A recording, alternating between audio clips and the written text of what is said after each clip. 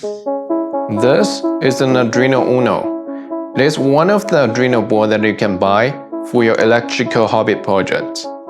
And if you build an electrical hobby project out of the Arduino, you can definitely build a very interesting project, and it could be very complicated. But technically, I'm going to summarize the basic function of the Arduino will only be three. A. Delivering power. B. Measure the voltage. C. Acts like a bunch of switches. I'm going to explain a little bit further why I summarize the three basic functions of Arduino like this. And if you're considering joining the Arduino community, and I'm going to say it will be very easy because it only have three basic functions, and it's going to be fun.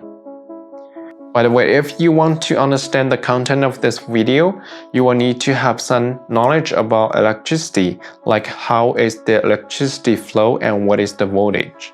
Alright, now let's take a look at the Arduino Uno pins and then explain along why I think the Arduino have three basic functions like that.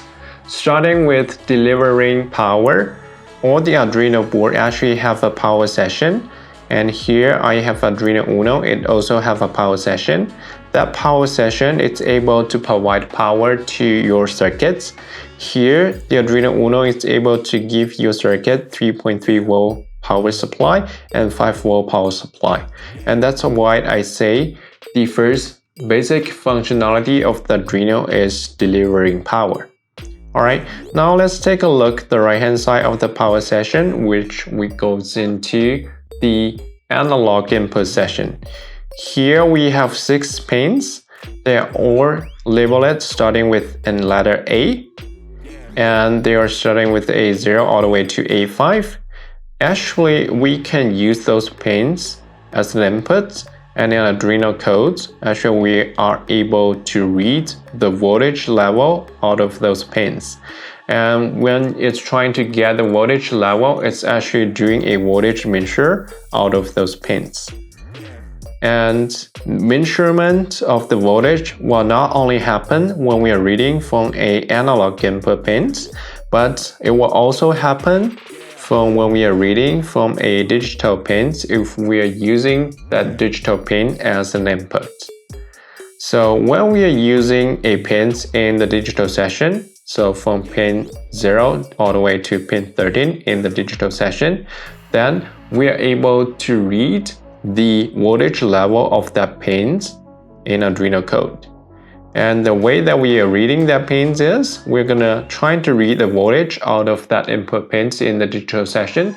And if the voltage that is applied on that pin is higher than the threshold, we're gonna say that pin is at the high state.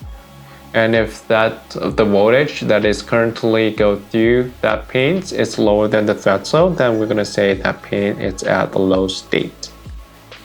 So as you can see there, no matter if we are using analog read or digital read here, both of them we're gonna make a voltage measurement, and we're gonna report some result based on the measurement of the voltage.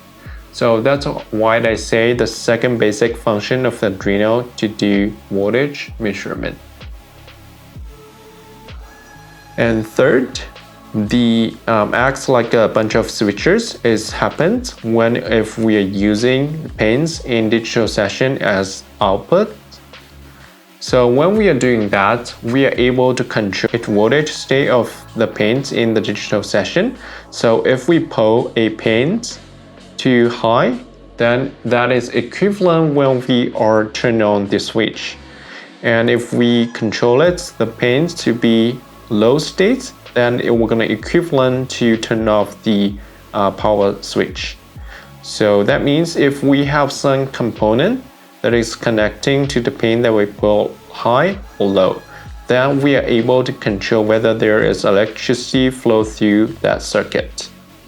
That means we are able to control it, acts like a switch.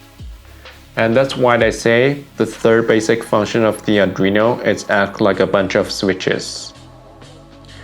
Alright, that's all the content in this video. Let me know if you have any question, and I'm gonna see you in next one.